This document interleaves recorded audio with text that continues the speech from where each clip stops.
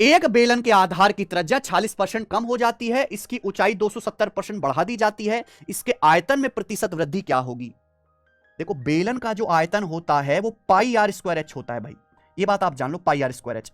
पाई जो है एक कांस्टेंट नंबर है, यानी कि बेलन का वॉल्यूम किस पे डिपेंड करता है? रेडियस के स्क्वायर, यानी कि आर गुणा आर पे इंटू हाइट। अब बेलन की त्रिज्या हमने 40% कम कर दी, रेडियस 40% कम कर दी, ये 40% कम हुआ, ये रेडियस भी 40% कम हुई, और हमने हाइट कितनी बढ़ा दी? हाइट 270% बढ़ा दी।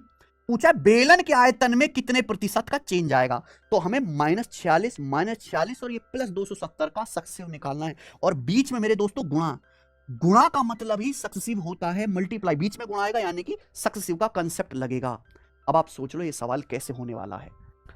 सवाल आरपीएफ कांस्टेबल का है, कैलकुलेटिव डाटा है, रेशियो से बनाओगे, फ्रैक्शन इतनी भयानक भयानक बनेंगे कि गुणा करने में हालत खराब हो जाएगी। एग्जामिनर बहुत ब्रूटल हो चुका है आजकल बच्चों को कैलकुलेशन देने में, कैसे करोगे?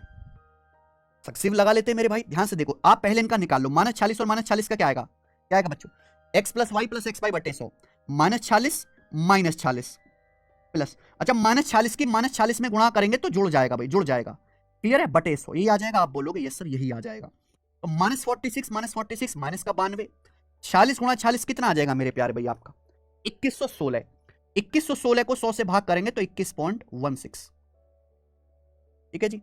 अब आप ये देखो ये अप्रोक्स कितना आ गया? अप्रोक्स आ गया माइनस का 71%, माइनस आ गया। ये 0.16 को इग्नोर कर सकते हो ना, आंसर्स बहुत दूर दूर है।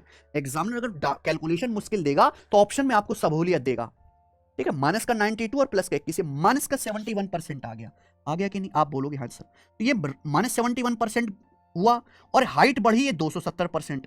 अब आप इनका सक्सेसिव निकाल लीजिए, दोबारा से इनका सक्सेसिव निकाल लीजिए, फिर से formula x plus Y plus XY वाई बटे 100, माइनस का 71 प्लस 270 -71 गुणा 270 बटे 100, ठीक बच्चों। करना पड़ेगा आपको, सपने तो आएंगे नहीं कि ये इसके नजदीक पहुंच जाएगा, थोड़ी बहुत कैलकुलेशन करके देखनी पड़ेगी।